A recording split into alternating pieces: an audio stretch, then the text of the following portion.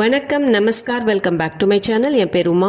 இந்த வீடியோவில் இன்றைக்கி நம்ம பார்க்க போகிறது ஹிந்தியில் ரெட்டையாக வரும் பெயர் சொற்கள், அதாவது ரிப்பீட்டட் நவுன்ஸ் இன் ஹிந்தி.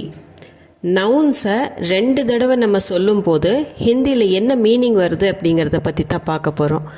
மீனிங் அப்படின்னு பார்த்திங்கன்னா ஒவ்வொன்று அல்லது எல்லாவற்றிற்கும். அதை நம்ம இங்கிலீஷில் எப்படி ஈச் அண்ட் எவ்ரி அப்படின்னு சொல்கிறோம், அந்த மாதிரி தான் ஹிந்தியில் நம்ம சொல்லும்போது அதைய 2 தடவை சொல்லுவோம். அந்த 2 தடவை சொல்லும்போது அந்த நவுன் மேலே ஸ்ட்ரெஸ் போடுறதுக்காகத்தான் அதை சொல்கிறது. இது எல்லா நவுன்ஸ்க்கும் அப்ளை ஆகாது.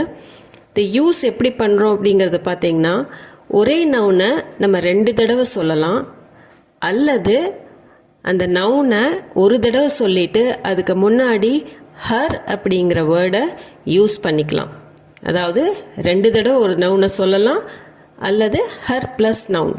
எக்ஸாம்பிள்ஸ் பாருங்கள். இது ஒவ்வொரு வீட்டின் கதை. ஏ கர் கர் கி கஹானி ஹை. நம்ம தமிழில் எப்படி வீட்டுக்கு வீடு வாசப்படின்னு சொல்கிறோம், அந்த மாதிரி தான் இது ஒவ்வொரு வீட்டின் கதைக்கு ஏ கர் கர் கி கஹானி ஹை. ஏன்னா இது கர் கர் அப்படிங்கும்போது ஒவ்வொரு வீடு அப்படிங்கிற அர்த்தம் ஆகும். கர் கர் கி ஒவ்வொரு வீட்டின், கஹானி ஹை கதையாக உள்ளது. ஏ கர் கர் கி கஹானி ஹை. இந்த இடத்துல நவுன் கர் மேலே ஸ்ட்ரெஸ் போடுறதுனால 2 தடவை சொல்லியிருக்கிறோம், ஏ கர் கர் கி கஹானி ஹை. இதைவே இது ஒவ்வொரு வீட்டின் கதை அப்படிங்கிறத ஏ ஹர் கர் கி கஹானி ஹை அப்படின்னு கூட சொல்லலாம். போன சென்டென்ஸில் ஏ கர் கர் கி கஹானி ஹைன்னு சொன்னோம். இந்த இடத்துல கர் கர்னு நம்ம 2 தடவை சொல்லாமல் ஒரு தடவை கர் சொல்லி அதுக்கு முன்னாடி ஹர் சேர்த்திட்டோம்னா அதே மீனிங் தான் வரும். ஏ ஹர் கர் கி கஹானி ஹை. நெக்ஸ்ட் சென்டென்ஸ், இந்த மரத்தில் ஒவ்வொரு இலையும் உலர்ந்திருக்கிறது. இஸ் பேட் கா பத்தா பத்தா சூகா ஹை. இஸ்னா இந்த, பேடுனா மரம். இஸ் பேட் கா இந்த மரத்தில், இந்த மரத்தின். பத்தானா லீஃப் இலை. பத்தா பத்தா ஒவ்வொரு இலையும். சூகா ஹை அப்படின்னா ட்ரையாக இருக்குது, காஞ்சிருக்குது, உலர்ந்திருக்கிறது அப்படிங்கிற அர்த்தம். இஸ் பேட் கா பத்தா பத்தா சூகா ஹை. அப்போ ஒவ்வொரு இலையுமே காஞ்சிருக்குதுங்கிற அர்த்தம். இதேவே நம்ம இஸ் பேட் கா ஹர் பத்தா சூகா ஹை அப்படின்னு கூட சொல்லலாம். ரெண்டுமே ஒரே மீனிங் தான் வரும். இந்த மரத்தின் ஒவ்வொரு இலையும் உலர்ந்திருக்கிறது, இஸ் பேட் கா பத்தா பத்தா சூகா ஹை. அடுத்தது, உடலின் ஒவ்வொரு பகுதியும் வலிக்கிறது அப்படின்னு சொல்கிறதுக்கு ஷரீர் கா அங் அங் தர்த் கர் ரஹா ஹை. ஷரீர்னா உடல், ஷரீர் கா உடலின், அங்குனா பார்ட்டு பகுதி. அங்கு அங் அப்படின்னு சொல்லும்போது அதை ஸ்ட்ரெஸ் பண்ணி சொல்கிறதுக்காக, ஒவ்வொரு பகுதின்னு ஸ்ட்ரெஸ் பண்ணி சொல்கிறதுக்காக அங் அங் அப்படின்னு சொல்கிறது.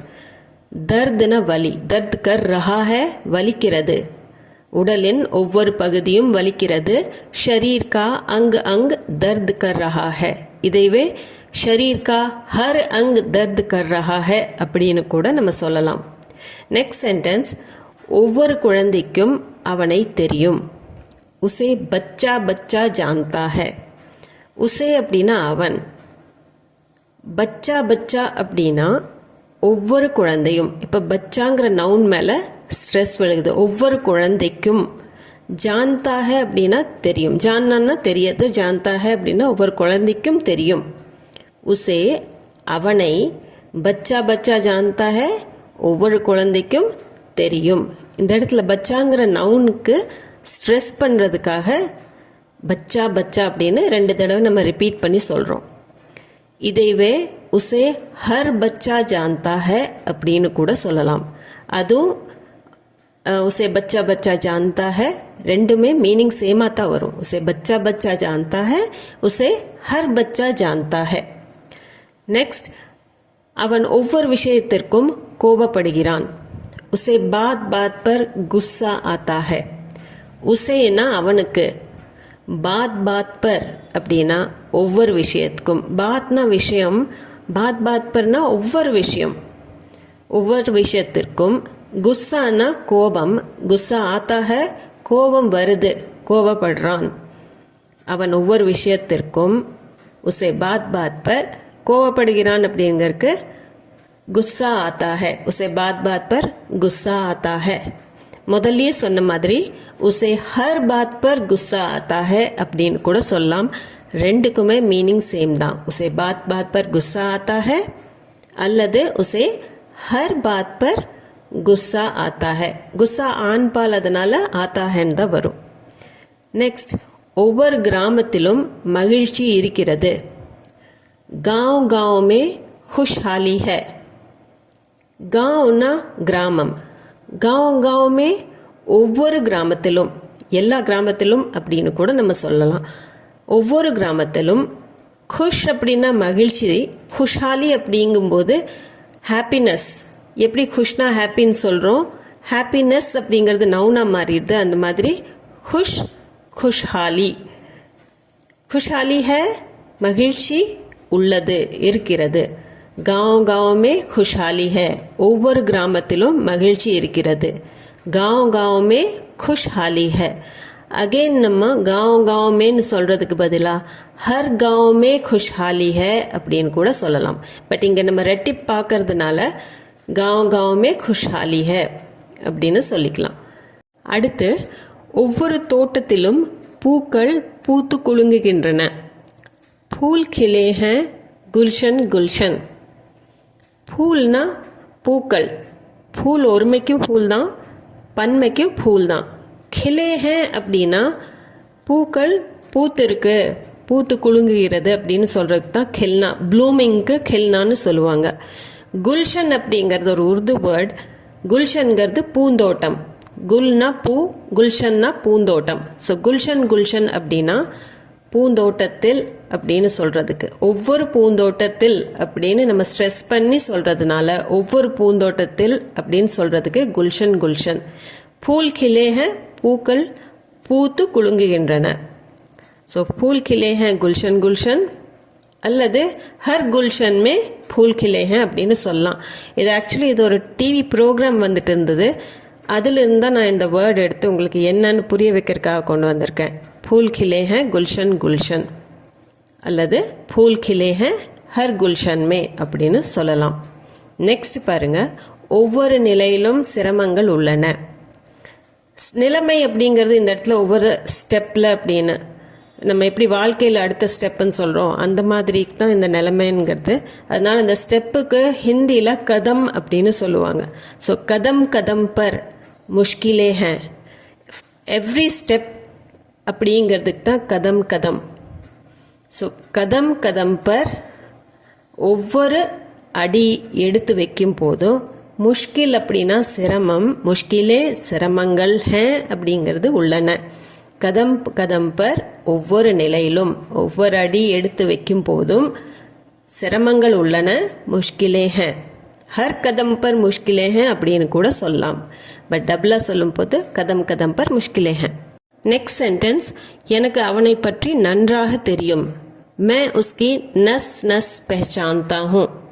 இந்த இடத்துல வேர்ட் டு வேர்ட் மீனிங் கொடுக்கல. மேனா நான், உஸ்கினா அவனுடைய, நஸ் அப்படின்னா நரம்பு, நஸ் நஸ் அப்படின்னா ஒவ்வொரு நரம்புன்னு அர்த்தம். அது லிட்ரலாக அதுதான் அர்த்தம். பெஹச்சான்தா ஹூன்னா நான் தெரியும், எனக்கு நான் ரெக்கக்னைஸ் பண்ணுறேன் அப்படின்னு சொல்கிறதுக்காகத்தான் பெஹச்சான்தா ஹூँ. मैं उसकी नस नस पहचानता हूँ. அர்த்தம் எனக்கு அவனை பற்றி முற்றிலும் தெரியும், நன்றாக தெரியும் அவனை பற்றி அப்படின்னு சொல்கிறதுக்காகத்தான் இந்த சேயிங் मैं उसकी नस नस पहचानता हूँ. இதில் हर नस पहचानता हूँ அப்படின்னு நம்ம சொல்ல முடியாது. ஏன்னா இந்த சேயிங்கே அப்படித்தான் நம்ம எடுத்துக்கணும். मैं उसकी नस नस पहचानता हूँ அல்லது मैं उसकी नस नस से वाकिफ़ हूँ அப்படின்னு கூட சொல்லுவாங்க. ஒரு சிலர் मैं उसकी रग रग से वाकिफ़ हूँ அப்படின்னு சொல்லுவாங்க. நஸ் நஸ்க்கு பதிலாக ரக் ரக் அப்படின்னு கூட சொல்லலாம். ஸோ எனக்கு அவனை பற்றி நன்றாக தெரியும் அப்படின்னு சொல்கிறதுக்கு मैं उसकी नस नस पहचानता हूँ. ஒவ்வொரு விஷயம் எனக்கு தெரியும் அவனை பற்றி, அவன் என்ன எப்போ என்ன செய்வான் அப்படிங்கிறத பற்றி தெரியும் அப்படின்னு சொல்கிறதுக்கு मैं उसकी नस नस पहचानता हूँ. நெக்ஸ்ட்டு, எல்லா தெருக்களிலும் அவரை பற்றி பேச்சு இருக்குது. गली गली में उसकी चर्चा है. गली அப்படின்னா தெரு, गली गली में அப்படின்னா எல்லா தெருக்களிலும், ஒவ்வொரு தெருக்களிலும் அப்படிங்கிற அர்த்தம். உஸ்கி அவனை பற்றி. சர்ச்சா ஹே அப்படின்னா ஒரு டிஸ்கஷன் இருக்குது அப்படிங்கிற அர்த்தம். பேச்சு இருக்குது. அது நல்லதா கெட்டதா அப்படிங்கிறத பற்றி அதை பற்றி பேசலை. சர்ச்சா அப்படின்னா ஒரு பொதுவாக டிஸ்கஷன் அப்படிங்கிறது தான். கலி கலிமே ஒவ்வொரு தெருக்களிலும். இப்போ அந்த தெருக்கள் அப்படிங்கிறது ஒரு ஏரியா, ஒரே ஒரு ஏரியாவில் நிறையா ஸ்ட்ரீட்ஸ் இருந்ததுன்னா அந்த ஏரியாவை பற்றி தான் சொல்லுவாங்க. ஒவ்வொரு தெருக்களிலும் அவரை பற்றி பேச்சிருக்கிறது. கலி கலிமே உஸ்கி சர்ச்சா ஹே. நெக்ஸ்ட்டு, எல்லாவற்றிற்கும் சிரிக்கிறான். பாத் பாத் பர் ஹஸ்தா ஹே. எந்த விஷயம் சொன்னாலும் அதுக்கு சிரிக்கிறான். ஸோ பாத் பாத் பர் அப்படின்னா ஒவ்வொரு விஷயத்துக்கும்.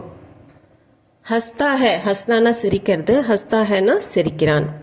ஸோ ஒவ்வொரு விஷயத்துக்கும் அப்படின்னு அதைய ஸ்ட்ரெஸ் பண்ணி சொல்கிறோம். பாத் இங்கே நவுன்னு, அதைய டபுளாக நம்ம யூஸ் பண்ணும்போது பாத் பாத் பர் ஹஸ்தா ஹே, எல்லாத்துக்கும் சிரிக்கிறான்.